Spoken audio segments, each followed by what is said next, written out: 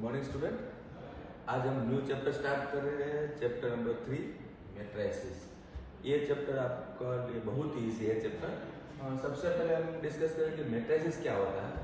तो डेफिनेशन देने से पहले मैं आपको क्लियर कर दूं कि इस सिंबल जो है रेक्टेंगुलर सिंबल बोल सकते हैं आप इसको, या तो स्क्वायर सिंबल बोल सकते हैं। इस सिंबल के अंदर आप ऐसा नंबर रखोगे, ऐसे कोई भी नंबर रखो, एनी नंबर, पोइट में भी चलेगा।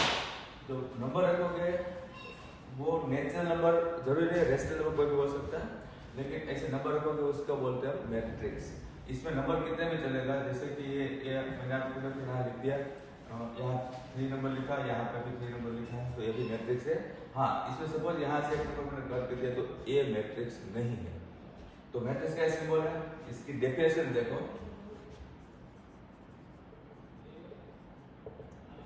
रेक्टेंगुलर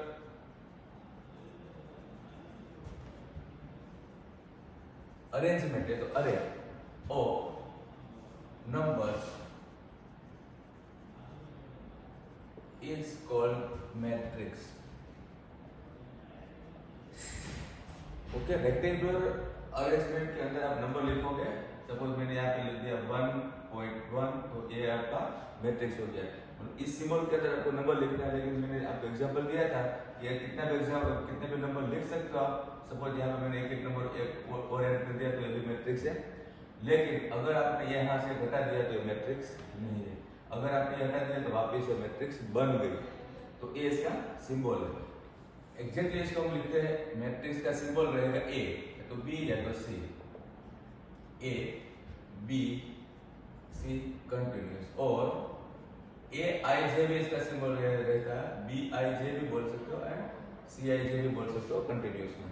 ये आई एंड जे क्या है, तो आई जो है वो रो के लिए एंड जे जो है वो कॉलम के लिए। वापस एक बार हम देखते हैं, ये है मैट्रिक्स, इसके अंदर मैंने नंबर लिखा, तो इसमें आप देखोगे तो ये है फर्स्ट रो, ये second row, first row second row and this is third row. तो फ्रेंड्स इसमें कितनी रो होगी, 3 रोज होगी। और आप ऐसे स्टैंडिंग में देखोगे तो ये हो गया फर्स्ट कॉलम, ये हो गया सेकंड कॉलम, ये हो गया थर्ड कॉलम एंड ये हो गया फोर्थ कॉलम। तो फ्रेंड्स ये मैट्रिक्स जो मैंने लिखा है उसमें कितनी रो होगी, 3 रो, एंड कॉलम कितने हो गया 4। तो ये जो मैट्रिक्स है उसका आप सिंबल देखोगे तो 3/4 है, आगे रो एंड बाद में कॉलम, तो 3/4। अब इस आगे रो पीछे कॉलम, तो इस मैट्रिक्स का नाम हो गया 3/4। इसको रीड करते हैं 3/4, और ये हो गया ऑर्डर। सो नेक्स्ट इसका टॉपिक है ऑर्डर ऑफ द मैट्रिक्स। आप इसमें रो आप कितने भी लिख सकते हो, ये 3 रोज है, 4, 5, 6, 7 आप कितने भी लिख सकते हो, इसलिए इसका जनरल सिंबल एम रहता है। और कॉलम भी आप कितने भी लिख सकते हो, तो इसका जनरल सिंबल एन रहता है। तो order of the matrix, suppose we are having matrix with m rows and n columns। m कितना भी लिख सकते हो, n कितना भी लिख सकते हो, m rows है एंड n columns है, तो इसका सिंबल रहेगा then order is, symbol means order भी बोल सकते हो, then order of this matrix is m/n, order of this matrix is m/n, तो इसको बोलते हैं ऑर्डर। सपोज मैंने ये मैट्रिक्स लिखा है, उसका ऑर्डर क्या हो गया, तो 3 rows and 4 columns with 3/4। Suppose आपका ये हो गया, now how many rows are there, 2 rows and 4 column तो अगेन 4 है, एंड सपोज मैंने ये हटा दिया, then 2 rows and 3 columns like this। so these are the order of the matrix। okay, तो ये था हमारा सेकंड डेफिनेशन, ये था first definition. Now types of the matrix. आपने अभी जो मैट्रिक्स देखा इसमें आपको पता है कि रोज कितनी भी लिख सकते हो, कॉलम्स भी कितने भी लिख सकते हो, लेकिन यहाँ पे टाइप्स क्या क्या है, तो इसका फर्स्ट टाइप जो है वो है कॉलम मैट्रिक्स। ऑब्वियसली आपको नाम से पता चल जाएगा कि कॉलम मैट्रिक्स में आपको कॉलम ही दिखेगा, ऑब्वियसली रो होगा लेकिन दिखेगा कॉलम। एग्जांपल देखो, ये मैट्रिक्स है जिसमें मैं नंबर लिख रहा हूँ, तो आपको दिखने में ये लग रहा है कि खाली मैंने कॉलम ही लिखा है, तो कॉलम कितनी होगी 1, लेकिन आप फ्रेंड्स इसका काउंट करोगे तो रोज जो है 1 2 3 4 5 रोज हो गया। ओके, रोज आप आगे लिखते हो एंड कॉलम पीछे लिखते हो, डन। तो इस मैट्रिक्स का रो कितनी हो गई 5 एंड कॉलम कितनी हो गया 1, तो इसको बोलते हैं 5/1 मैट्रिक्स। तो मैट्रिक्स ऑफ ऑर्डर 5/1। लेकिन कॉलम मैट्रिक्स में आपको क्या देखना है, खाली कॉलम ही होना चाहिए, मतलब कि column number of column is only 1। Matrix has only one column is called column matrix। And इसका सिंबल क्या रहेगा, तो आपका इसमें देखोगे तो रो आप कितनी भी लिख सकते हो, लेकिन कॉलम आपको एक ही लिखना है, रो कॉलम। ओके, तो ये हो गया कॉलम मैट्रिक्स। नाउ इसका सेकंड टाइप है रो मैट्रिक्स। ऑब्वियसली आपको नाम से मालूम चलेगा कि रो मैट्रिक्स में आपको खाली रो दिखेगा। एग्जांपल्स देख लो आप,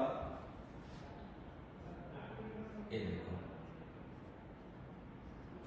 इसमें आपको दिखने में सब कुछ रो दिखेगा, रो रो, लेकिन कॉलम कितने हैं, तो 1 2 3 4 कॉलम इसमें, लेकिन कॉलम तो कितने भी हो सकते हैं। सपोज मैंने यहाँ पे ऐड कर दिया ऐसा, तो आप इसमें कॉलम काउंट करो 7 कॉलम हो गए, लेकिन रो तो एक ही है। तो matrix having only 1 row is called row matrix. Friends मैं रिपीट करता हूँ, कॉलम तो कितना भी चलेगा, तो इसका सिंबल क्या हो जाएगा, मैट्रिक्स का सिंबल m/n रहता है, लेकिन आपका इसका रो कितना हो गया 1, और रो कहाँ पे होता है आगे, तो यहाँ पे 1 कर देता हूँ, तो इसका सिंबल हो गया 1/n मैट्रिक्स है। तो matrix of order 1/n। Now third type है स्क्वायर मैट्रिक्स। ये भी आपको नाम से पता चल जाएगा। स्क्वायर मैट्रिक्स में आपको रो एंड कॉलम दोनों आपको सेम मिलनी चाहिए, फिर वो कितने भी हो, सपोज 2/2 हो, या तो 3/3 हो, या तो 4/4 हो, या तो 5/5 हो, कुछ भी हो चलता है। मैं एग्जांपल देता हूँ, सपोज ये है 5 6 और 2, तो इसमें आप रो देखोगे तो 1 रो एंड 2 रो, कॉलम देखोगे तो फर्स्ट कॉलम सेकंड कॉलम, तो rows and columns both are the same, तो इसको बोलते हैं स्क्वायर मैट्रिक्स। सपोज मैंने यहाँ पे लिख दिया 7 और 8, तो ये स्क्वायर मैट्रिक्स अभी नहीं रहेगा क्योंकि रो 2 है बट कॉलम इज 3, तो ये स्क्वायर मैट्रिक्स नहीं। लेकिन अगर आप यहाँ ऐसे नंबर और डालोगे तो ये 3 रोज एंड 3 कॉलम्स हो गए, तो हो गया स्क्वायर मैट्रिक्स। तो स्क्वायर मैट्रिक्स में क्या होना चाहिए, rows and column are same. Matrix having rows and columns are same is called square matrix, and rest matrix you can say rectangular matrix। so symbol इसका क्या रहेगा, symbol रहेगा m/m matrix, matrix of order m, या तो फिर आप इसको लिख सकते हो n/n, any symbol you can use, this is square matrix. Now next हमारा रहेगा डायगोनल मैट्रिक्स।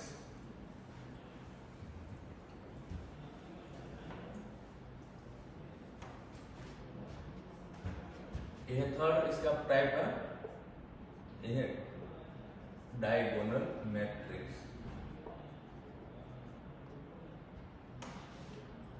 डायगोनल मैट्रिक्स का पहले एग्जांपल देख लो कि डायगोनल मैट्रिक्स का कंडीशन फर्स्ट ये है कि ये स्क्वायर मैट्रिक्स ही होनी चाहिए, रेक्टेंगुलर नहीं चलेगा इसमें डायगोनल में।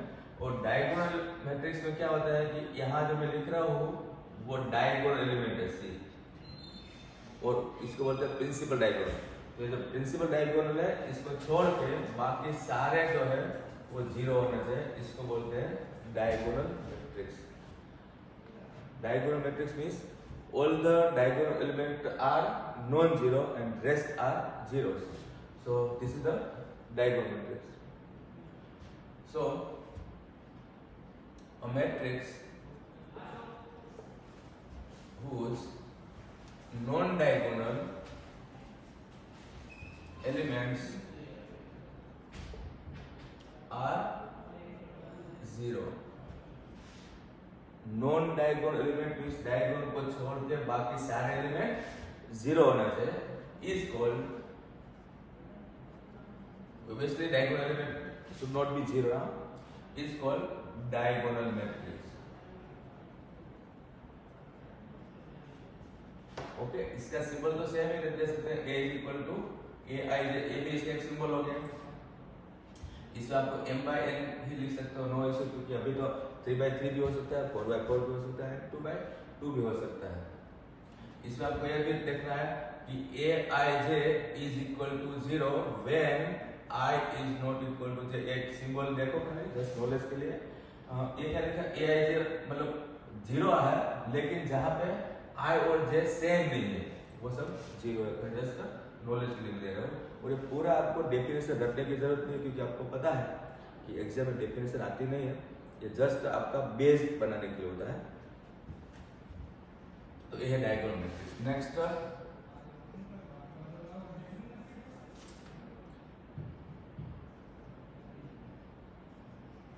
Scalar matrix.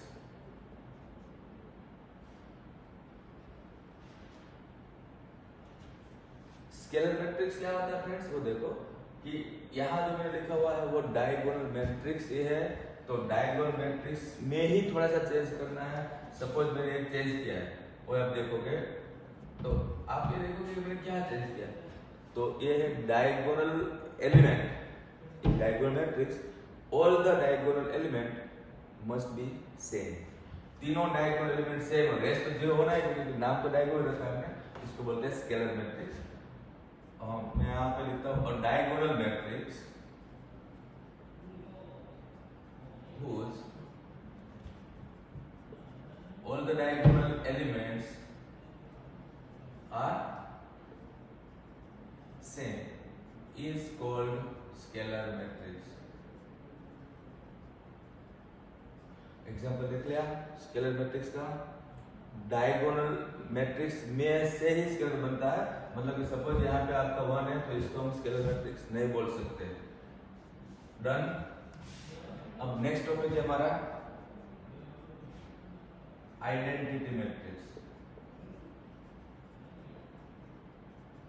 Friends identity word सुन के आपको पता चलता है कि आइडेंटिटी एलिमेंट, सपोज आपने सीखा है up to 10th standard, addition जब करते हो तो इसका आइडेंटिटी एलिमेंट 0 होता है, मल्टीप्लिकेशन जब करते हो तो इसका आइडेंटिटी एलिमेंट 1 होता है। कुछ ऐसा ही आइडेंटिटी मैट्रिक्स में चाहिए, तो मैट्रिक्स में यहाँ तीनों सेम था तो इसको मैंने स्केलर बोला, लेकिन अगर ये डायगोनल एलिमेंट तीनों 1 है तो इसको बोलते हैं आइडेंटिटी मैट्रिक्स, मींस 1 0 0 0 1 0 0 0 1। ये 3/3 है, आप इसका 2/2 भी लिख सकते हो लाइक दिस, ये भी आइडेंटिटी मैट्रिक्स हो गया है।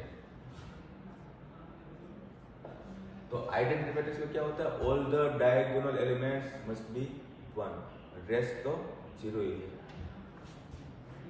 A diagonal matrix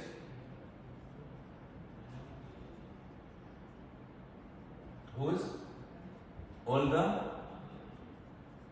diagonal elements are 1 is called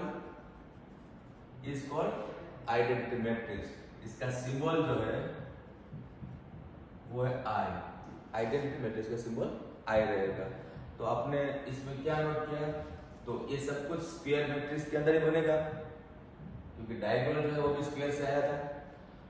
okay, rectangle में ऐसा कुछ बनेगा नहीं, स्क्वायर मैट्रिक्स में ही बनेगा।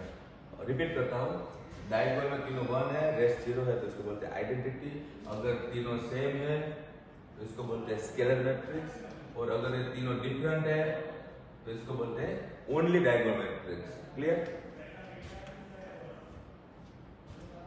एंड नेक्स्ट जो है वो है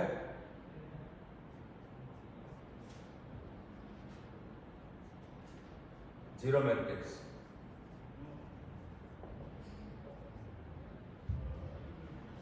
जीरो मैट्रिक्स ऑब्वियसली आपको जीरो नाम से पता चल जाएगा कि जीरो मैट्रिक्स में all the element must be zero. इसमें स्क्वायर हो या रेक्टेंगल हो कुछ भी हो, सभी एलिमेंट जितने भी है वो सब जीरो होना चाहिए। सपोज 0 0 0 0 0 0 तो ये भी जीरो मैट्रिक्स हो गया, ये भी जीरो मैट्रिक्स हो गया और ये भी जीरो मैट्रिक्स हो गया। आपका लेफ्ट साइड में जो मैट्रिक्स होता है वो जिस ऑर्डर में है इस ऑर्डर में आप जीरो डाल सकते हो, इसका सिंबल ओ रहेगा, ये है zero matrix. Okay, zero matrix. तो इसमें सपोज आपका लेफ्ट साइड में यहाँ पे इस टाइप का लिखा है 5 7 1 2 3 8, सपोज ये इस टाइप का मैट्रिक्स है और इक्वल टू में सपोज ओ रखा है, तो एग्जांपल है। तो आपको ये यहाँ ओ जो है उसकी जगह पे आपको सेम ऑर्डर में जीरो रखना है, ओ मतलब इस टाइप का। क्लियर? तो इसको बोलते हैं zero matrix. A matrix whose all the entries and all the elements are zero is called zero matrix. और ऑब्वियसली इसका सिंबल है O। तो ये हो गया फ्रेंड्स मैट्रिक्स के टाइप्स। ये बहुत ही सिंपल है, ये जस्ट आपका नॉलेज है। आप एक्सरसाइज स्टार्ट करेंगे, हम नेक्स्ट पीरियड में एक्सरसाइज स्टार्ट करेंगे तो आपको पता चलेगा कि ये बहुत ही इजी चैप्टर है, ये आपको कोई भी दिक्कत इसमें आने वाली नहीं है।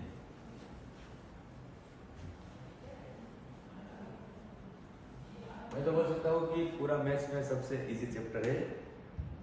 नाउ नेक्स्ट हमारा छोटा सा टॉपिक है इक्वालिटी ऑफ द मैट्रिक्स। तो दो मैट्रिक्स जब आपके पास होती है तब आप इक्वलाइज कर सकते हो ना। तो दोनों मैट्रिक्स को इक्वल कब बोलते हैं? तो ये एक वन मैट्रिक्स है, ये सेकंड मैट्रिक्स है, दोनों को मैट्रिक्स को आप इक्वल कब बोल सकते हो? कि जब दोनों का ऑर्डर सेम हो। So first condition is order is same. मैं ऊपर लिख नहीं रहा हूं कि for two matrix A and B if order is same. First condition order is same का मतलब क्या हुआ कि अगर आपके पास लेफ्ट साइड में सपोज 3/2 मैट्रिक्स है, सो 5 6 7 1 2 3, तो ये हो गया 3/2 मैट्रिक्स। तो राइट साइड में भी 3/2 ही होना चाहिए। सपोज यहाँ पे लिखा है x y z a b c, तो ये दोनों आप इक्वल मैट्रिक्स बोल सकते हो। लेकिन सपोज मैंने यहाँ पे इस टाइप का लिखा है, इस टाइप का, तो इसको इक्वल मैट्रिक्स नहीं बोल सकते। तो फर्स्ट कंडीशन समझ में आ गया आपको? First condition is order must be same. Suppose left side में 2/3 है तो राइट साइड में भी 2/3। सपोज लेफ्ट साइड में 5/4 है तो राइट साइड में भी 5/4। तो फर्स्ट कंडीशन ये है। सेकंड कंडीशन ये है कि corresponding elements are also same. मतलब कि 5 = x, 6 = y, 7 = z आप बोल सकते हो इक्वल मैट्रिक्स में। अगर आप समझना चाहते हो तो सेकंड जो मैट्रिक्स है उसमें भी एग्जैक्टली ये होना चाहिए, तो तब आप इसको इक्वल मैट्रिक्स बोल सकते हो। सपोज यहाँ पे 1 2 3 का 3 2 1 हो गया, तो ये फ्रेंड्स इक्वल मैट्रिक्स नहीं है। मतलब सिंपल नॉलेज है, दोनों साइड का नंबर इक्वल होना चाहिए। ये आपको कंपैरिजन में काम आएगा। सपोज यहाँ पे मैं अगेन रिपीट करता हूँ, x y z a b c लिखा है, लेकिन आपको बोलेंगे कि this two matrix are equal matrix, then find the value of a b c x y z। So you can compare these two matrices like a = 1, b = 2, c = 3, x = 5, y = 6, z = 7। तो ये हो गया equal matrix. Two conditions are there. Now आपका next topic जो है वो है properties.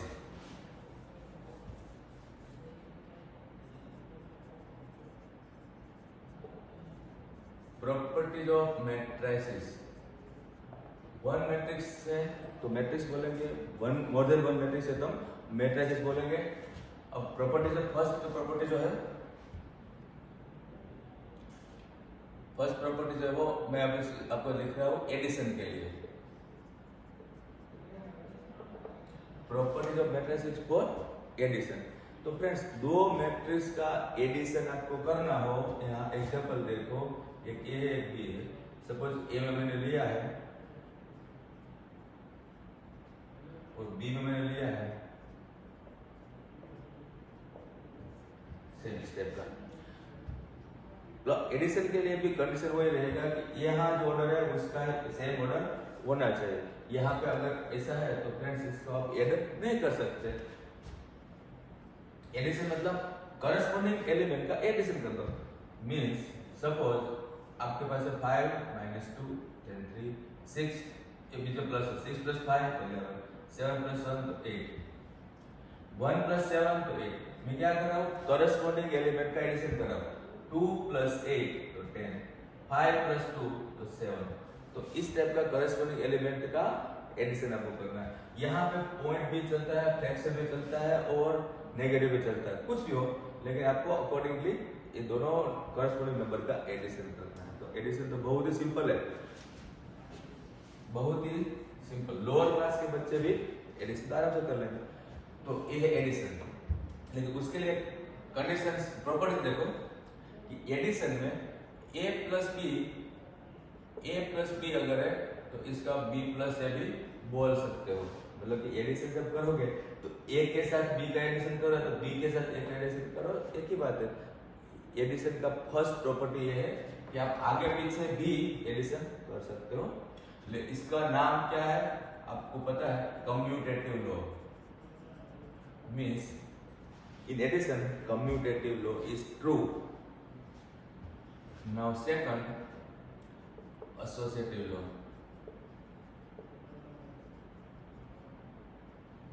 Friends associative law का नाम भी आपने सुना होगा। एसोसिएटिव मींस एसोसिएशन जैसा है, मींस ग्रुप। आपको पता है कि एडिशन में ग्रुप चेंज करोगे फिर भी आंसर सेम आएगा। सपोज यहाँ पे ए बी और सी है, यहाँ पे भी ए बी और सी है, यहाँ पे इस दोनों का ग्रुप है, यहाँ पे इस दोनों का ग्रुप है। Means first of all you will add this A and B, after taking answer you will add with C, and here first you add b and c and then after taking answer you add it with a, फिर भी answer same आता है। Means associative law is true. मतलब लेकिन मैं बात कर रहा हूँ एडिशन के लिए फ्रेंड्स। थर्ड प्रॉपर्टी है existence of additive inverse. Existence of additive identity first हम लेते हैं। तो अगर यह बात होगी आइडेंटिटी एलिमेंट एडिशन में क्या था, जीरो। फ्रेंड्स आपको पता है कि जीरो को एडिटिव आइडेंटिटी क्यों बोला है, क्योंकि 5 + 0 5 होता है। मतलब कि जीरो ऐसा चीज है एडिशन में कि आंसर सेम रहता है।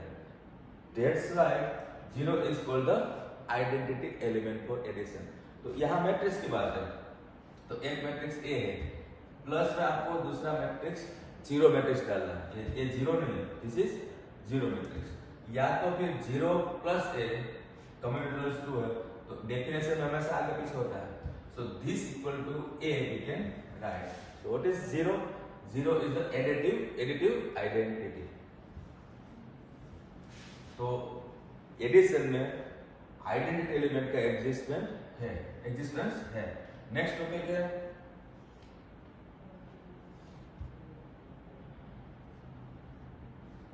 existence of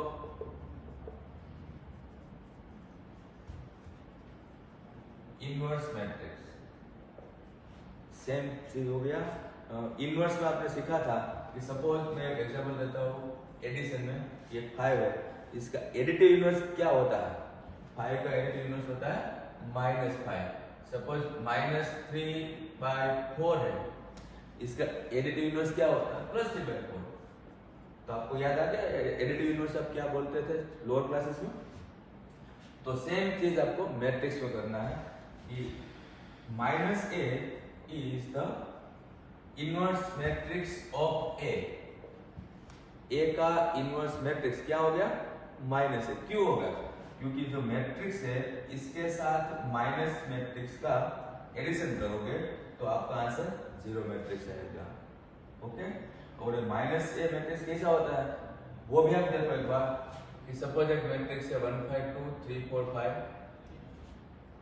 इसका माइनस से मुझे करना है तो आपको क्या करना होता है, सबको माइनस से इंटू कर दो, मींस -1 -5 -2 -3 -4 -5। फ्रेंड्स ये दोनों का आप एडिशन करोगे तो ऑब्वियसली जीरो आएगा। ओके, तो ये है minus A matrix with inverse of the matrix. इसका आप आगे पीछे भी कर सकते हो, मतलब माइनस ए प्लस ए करोगे तो भी आंसर जीरो मैट्रिक्स आएगा। तो ये है इनवर्स ऑफ द मैट्रिक्स। आपने ये जो सीखा है प्रॉपर्टीज ऑफ मैट्रिसेस वो एडिशन के लिए सीखा है। ओके फ्रेंड्स, अब हम एक लिखते हैं मल्टीप्लिकेशन के लिए। जैसे ही मैंने आपको दो मैट्रिक्स का एडिशन सिखाया वो बहुत ही सिंपल था, लेकिन दो मैट्रिक्स का मल्टीप्लिकेशन में अभी नहीं सिखाऊंगा, वो तो जब इसका एक्सरसाइज स्टार्ट करेंगे तब करेंगे। लेकिन इसका प्रॉपर्टी हम सीख लेते हैं, मल्टीप्लिकेशन में इसकी प्रॉपर्टीज क्या होती है। फर्स्ट प्रॉपर्टी कि a into B is equal to B into A. Matrix से फ्रेंड्स ये पॉसिबल नहीं, ये दोनों का आंसर डिफरेंट होता है। मीन्स ए और बी का मल्टीप्लाई करो कि बी और ए का मल्टीप्लाई करो, वो दोनों डिफरेंट होता है। लेकिन वो कैसे डिफरेंट होता है वो हम एग्जांपल्स करेंगे तब मालूम चलेगा। लेकिन एक कम्यूटेटिव लॉ जो है, कम्यूटेटिव लॉ आपको याद रखना है कि वो ट्रू नहीं है। मल्टीप्लिकेशन में कम्यूटेटिव लॉ ट्रू नहीं है, ये खास याद रखना है आपको। सेकंड, एसोसिएटिव लॉ जो है वो अगेन ट्रू है। तो एसोसिएटिव लॉ क्या है, तो ए बी और सी का मल्टीप्लाई, ए बी और सी का मल्टीप्लाई। एसोसिएटिव मतलब अगेन ग्रुप, यहाँ पे ये दोनों का ग्रुप हो, यहाँ पे इन दोनों का ग्रुप हो, फिर भी आंसर सेम आता है। तो एसोसिएटिव लॉ मल्टीप्लिकेशन के लिए ट्रू है। नाउ थर्ड लॉ जो है वो है डिस्ट्रीब्यूटिव लॉ।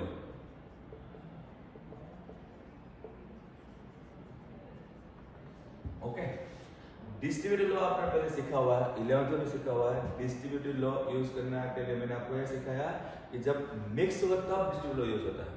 मिक्स मतलब सपोज आप सेट थ्योरी कर रहे हो तो इंटरसेक्शन और यूनियन दोनों जब आपको दिखाई देता है तब ही डिस्ट्रीब्यूटिव लॉ यूज होता है। यहाँ पे आप यूज कर रहे हो मल्टीप्लाई एंड प्लस, दो चीज आपने सीखा है, इन दोनों जब मिक्स होता है तब होता है डिस्ट्रीब्यूटिव लॉ। मींस ए इंटू बी प्लस सी। तो फ्रेंड्स देख लो, मल्टीप्लाई भी है प्लस भी है, तो ए हो गया डिस्ट्रीब्यूटिव लॉ। क्या लिखना होता है, तो A into B plus A into C. बहुत ही सिंपल है डिस्ट्रीब्यूटिव लॉ। इसका सेकंड लॉ देखो, सेम ए प्लस बी और इंटू सी पीछे है, तो इसको भी आप बोल सकते हो A into C plus B into C. तो ये हो गया डिस्ट्रीब्यूटिव लॉ। ये भी ट्रू है मैट्रिक्स के लिए, लेकिन इंटू और प्लस होता है, इसको बोलते हैं डिस्ट्रीब्यूटिव लॉ। तो आपने सोचा होगा कि ये एडिशन में डिस्ट्रीब्यूटिव लॉ क्यों नहीं आया। फ्रेंड्स मल्टीप्लाई और एडिशन दोनों जब होता है तब डिस्ट्रीब्यूटिव लॉ होता है, तो एडिशन में मल्टीप्लाई कहां से आ गया। तो ये दोनों के लिए आप यूज कर सकते हो। नेक्स्ट टॉपिक है एक्जिस्टेंस ऑफ मल्टीप्लिकेटिव आइडेंटिटी।